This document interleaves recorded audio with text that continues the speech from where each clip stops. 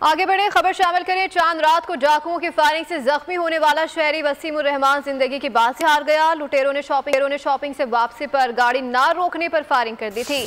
उधर ईद से 2 रोज कबल गुलशन इकबाल में 8 साल बच्चे और उसकी वालिदा को दरिंदने वाली कार रोन दी थी। गाड़ी MPA फारूक अवान के फार्म हाउस से मिली है।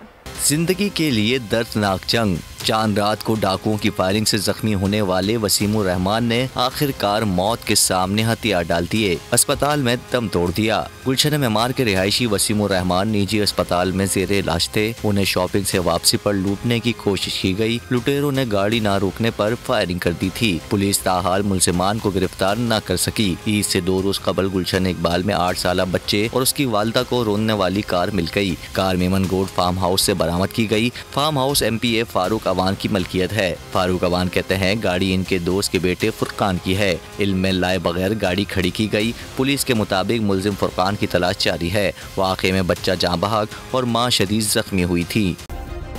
सब्सक्राइब करें और बेल दबाएं ताकि कोई खबर रह न जाए।